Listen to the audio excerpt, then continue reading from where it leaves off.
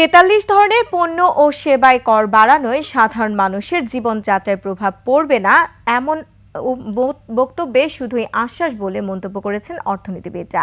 তারা বলছেন কর না বাড়িয়েও অন্য উপায়ে রাজস্ব আয় বাড়ানো সম্ভব। বিস্তারিত মাহিলা ইসলামের রিপোর্টে। বাজেটের আগেই ৪৩টি পণ্যের উপর ট্যাক্স আরোপের সিদ্ধান্ত নিয়েছে অন্তর্বর্তীকালীন সরকার।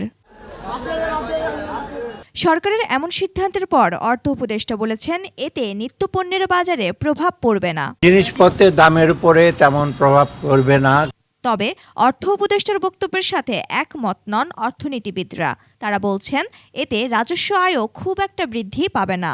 এই ধরনের আসলে বিবৃতি দেওয়াটা উচিত নয়, তার কারণ আমরা সবাই বুঝতে পারছি যে কর বাড়লেই জিনিসপত্রের দাম বাড়ে। অতীতে সবসময় দেখা গেছে যে কর যতটুকু বাড়ে অন্তত ততটুকু তো বাড়েই, তার চাইতে বেশিও বাড়তে পারে জিনিসপত্রের দাম। উপদেষ্টা যেটা বলেছেন যে দ্রব্যের দাম বাড়বে না, আমি জানি না কোন থিওরি এটা কাজ করে, কিন্তু নর্মালি অর্থনীতির থিওরি বলে যে কর বাড়ালে সেটা সরাসরি গিয়ে দ্রব্যের মূল্যের উপরে পড়ে।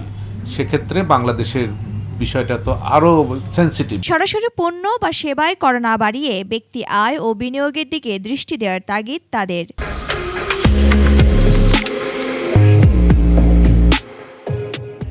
আন্তর্জাতিক বাণিজ্য থেকে বিশেষ করে যে আমদানির থেকেও কিন্তু এখানে রাজস্বটা কমে গেছে, এবং একই সঙ্গে ভেতরের যে মূসক সেটাও কমে গেছে, এবং পাশাপাশি ব্যক্তি পর্যায়ে যে আয়কর সেটাও কিন্তু বা কর্পোরেট ইনকাম ট্যাক্স সেটাও কমে গেছে।